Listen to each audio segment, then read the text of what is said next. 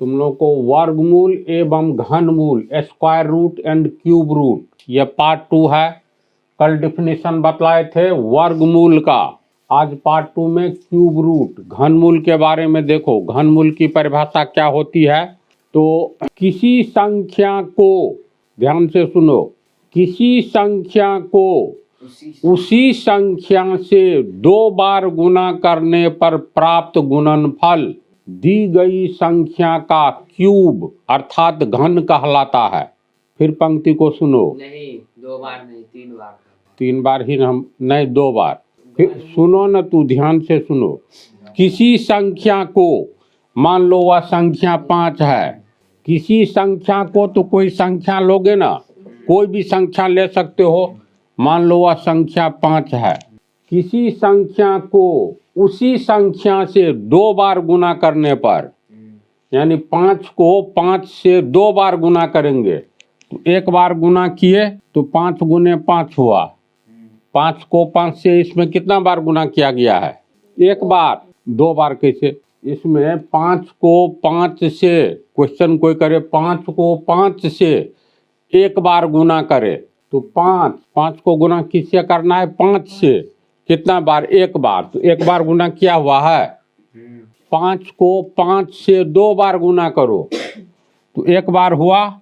5 को, इस 5 को किससे गुना करना है? 5 से। कितना बार? 2 बार। तो 1 बार गुना किए, अब फिर गुना कर दिए, 5 से तो 2 बार हुआ, इस 5 का गुना 5 से ही 1 बार 2 बार गुना हुआ। अब समझा? तो किसी संख्या को, मान लो दी गई संख्या x है, किसी संख्या को उसी संख्या से 2 बार गुना करने पर, तो 2 बार गुना करेंगे तो 1 बार x, 1 बार हुआ, दूसरा बार x, तो प्राप्त गुणनफल, ये गुणनफल क्या प्राप्त होगा? x cube. तो प्राप्त गुणनफल को दी गई संख्या का, यानी इस गुणनफल को दी गई संख्या x का घन यानी क्यूब कहेंगे, हिंदी में घन। समझा? ये ओनली क्यूब का परिभाषा हुआ। पुनः इससे आगे की बात, और उस गुणनफल का, मतलब वह गुणनफल दी गई संख्या का क्यूब कहलाएगा, एवं दी गई संख्या इस गुणनफल का क्यूब रूट कहलाएगा। किसका? इस गुणनफल का, ये दी गई संख्या क्यूब रूट कहलाएगा, अर्थात घनमूल कहलाएगा। समझ गया? तो अंक में अगर उदाहरण लिखते हैं परिभाषा, तब परिभाषा लिखेंगे, उसको उदाहरण को देखोगे तो अच्छी तरह समझोगे। तो पहले परिभाषा ही लिख देते हैं। परिभाषा लिख दिए हैं, किसी संख्या को उसी संख्या से 2 बार गुना करने पर प्राप्त गुणनफल उस संख्या का क्यूब यानी घन कहलाता है। याद रखना 2 बार नहीं, बुक में मिलेगा 3 बार, लेकिन तू लोग पहले परिभाषा देख लो। तो किसी संख्या को उसी संख्या से 2 बार गुना करने पर प्राप्त गुणनफल उस संख्या का घन कहलाता है, तथा उस, पहले यहीं तक, तो यहाँ तक रहने दो। ऐसे तू लोग बोलो, 3 को 3 से 1 बार गुना करे, बोलो कैसे लिखोगे? 3 को गुना करना है तो 3 किससे? 5 से करना है, तो 1 बार, मान लो 3 को 5 से 1 बार गुना करेंगे तो 3 गुने 5 होगा। 3 को 5 से 2 बार गुना करोगे, 3 को 5 से 2 बार गुना करो, तो यहाँ 1 बार किया हुआ है ना, 5 से गुना, 2 बार करेंगे तो 1 बार गुना हुआ, अब फिर 1 बार। कोई पूछेगा इसमें 3 को 5 से कितनी बार गुना किया गया है? सत्य है ना ये बात? फिर 3 को 5 से 3 बार गुना करे, 3 को गुना करना है किससे? 5 से। कितना बार? 3 बार। तो 1 बार गुना हुआ, 2 बार गुना हुआ, 3 बार गुना हुआ, रिजल्ट चाहे जो आवे छोड़ो। इसको समझा? अब 3 को 3 से 1 बार गुना करेंगे तो इसका अर्थ हुआ 3 गुने 3। 3 का गुना है किससे? तो गुना 3 से है। कितनी बार? 1 बार है ना। अगर 3 को 3 से ही गुना करना है 2 बार, तो 3 को गुना करना है किससे? 3 से कितनी बार? 2 बार। तो 3 को गुना करना है 3 से 1 बार, तो 1 बार हुआ, फिर गुना किए तो 2 बार हुआ, है ना? समझ गया अभी। तो ये सही लग रहा है? हाँ। तो कोई कंफ्यूजन नहीं ना है? अब देखो, किसी संख्या को उसी संख्या से 2 बार गुना करने पर प्राप्त गुणनफल उस संख्या का घन यानी क्यूब कहलाता है। तो जैसे किसी संख्या को माना कि वह संख्या क्या है? वह संख्या x है, चलो 4 ही मानो, वह संख्या 4 है। तो किसी संख्या को, तो वह संख्या 4 माने हैं, उसी संख्या से यानी 4 ही से 2 बार गुना करने पर, तो 4 को उसी संख्या यानी 4 से कितना बार गुना करेंगे? 2 बार, है ना? तो 4 को 4 से 2 बार गुना करने पर प्राप्त गुणनफल कितना होगा? ध्यान से देखो, 4 को 4 से 2 बार गुना करना है, तो 4 को गुना करना है, तो जिसको गुना करना है पहले ये लिखो, 4 को गुना करना है किससे? तो 4 से कितना बार? तो 2 बार। तो 4 को 4 से 1 बार गुना हुआ, ये 2 बार हुआ। तो रिजल्ट, ये गुना करने पर जो रिजल्ट प्राप्त होता है, प्रोडक्ट प्राप्त होता है, इसको हम लोग गुना का फल यानी गुणनफल कहते हैं। तो गुना करेंगे 4 चौका 16 चौका 64 होगा। अब परिभाषा देखो, किसी संख्या को, यहाँ हम लोग माना कि वह संख्या 4 है, उसी संख्या से 2 बार गुना करने पर प्राप्त गुणनफल, तो 4 को 4 से 2 बार गुना किए तो गुणनफल प्राप्त हुआ 64। तो प्राप्त गुणनफल उस संख्या का क्यूब कहलाता है। किस संख्या का? तो यहाँ 4 को 4 से 2 बार गुना किए तो 64 प्राप्त हुआ, तो यहाँ गुणनफल हुआ 64। और दी गई संख्या कितना है? 4। तो यहाँ दी गई संख्या बराबर 4 तथा 4, हाँ, तथा दी गई संख्या को उसी संख्या से 2 बार गुना करने पर प्राप्त गुणनफल बराबर, प्राप्त गुणनफल 64 है। तो अब कहता है जो प्राप्त गुणनफल होगा दी गई संख्या का यानी 4 का, ये क्या हो गया? क्यूब, घन हुआ। तो इसलिए यहाँ 4 का घन यानी क्यूब बराबर 64 होगा। बोलो तो। 64 हो गया घन और 4 हो गया घनमूल। हाँ, अब ऊपर देखो, कहलाता है से आगे, तथा उस संख्या को प्राप्त गुणनफल का घनमूल यानी क्यूब रूट कहा जाता है। उस संख्या को, तो किस संख्या को? 4 को 2 बार गुना किए 4 से ही, तब जो गुणनफल प्राप्त हुआ, तो ये गुणनफल 64 हुआ। तो 64 4 का हो गया घन, 64 4 का क्यूब हो गया। तो 4 क्या हुआ? 64 का घनमूल हुआ। समझा? तो यहाँ 64 का घनमूल यानी क्यूब रूट बराबर 4। दिमाग में अच्छी तरह बात आई? तो 4 का क्यूब 4 चौका 16 चौका 64, 64 का घनमूल क्यूब रूट 4। तो चलो इसको उतारो। तो तू लोग वर्गमूल और घनमूल समझ गया ना? तो जैसे इसका उदाहरण अब नहीं देना होगा, अगर कोई पूछे उदाहरण, समझ गया। 2√2 का घन, बोलो। 2√2 का घन यानी क्यूब 2√2 बराबर 2√2 को 2√2 से कितना बार गुना करेंगे? 2 बार। तो 2√2 गुने 2√2 बराबर 2 दूनी 4 दूनी 8, √2 गुना करेंगे 2, ये √2, तो ये हो गया 8 दूनी 16√2। अब ये बतलाओ तो 16√2 एक पूरी संख्या है? नहीं है। फिर दूसरा उदाहरण अगर लेते हैं 5 का घन यानी क्यूब, तो ये 5 गुने 5 गुने 5 बराबर 125 होगा। ये पूरा पूरी संख्या है, ये पूरा पूरी नहीं है।